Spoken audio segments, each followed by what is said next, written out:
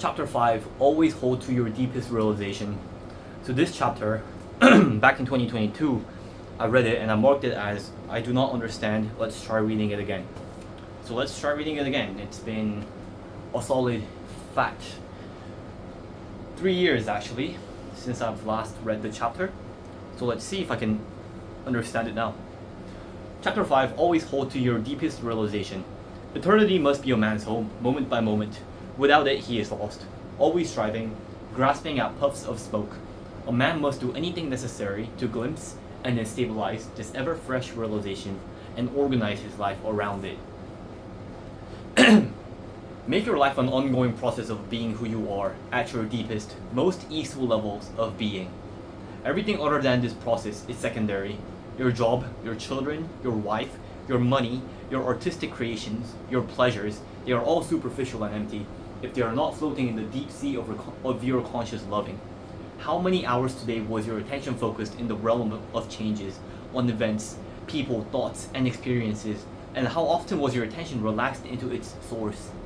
Where is your attention right now? Can you feel its source? Even for a moment, can you feel that which makes attention conscious and aware? Can you feel the deepest nature of the attention? Can you feel the deepest nature of attention?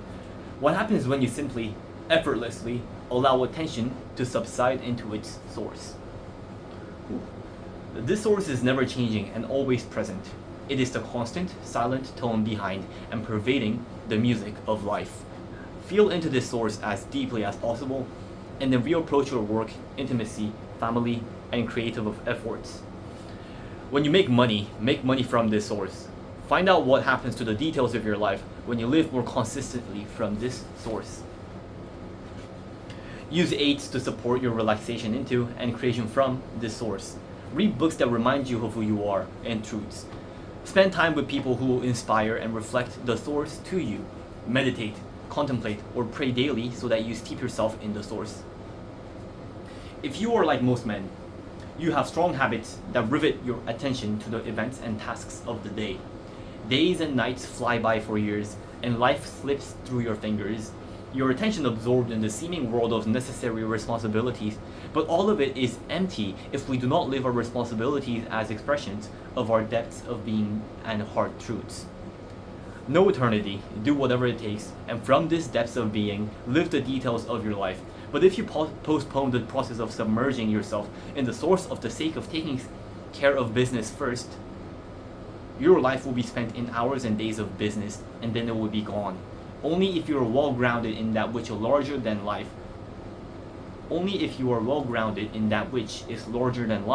will you be able to play with life with humor.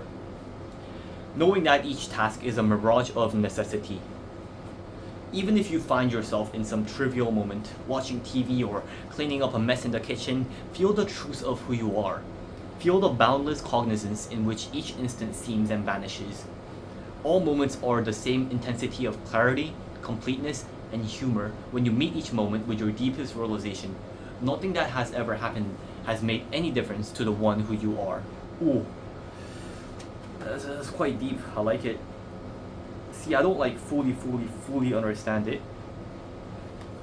but I do get the gist of it. It's sort of the essence of the book. So there is one singular sentence that I highlighted multiple times from the book, and that I would choose as the sentence that would summarize the entire book, right? So if I had to choose one line, one sentence that would summarize the entire book, it would be, a conscious man maintains full consciousness at all times. Something like that, right? And that chapter seems to talk about something along the lines of that, right?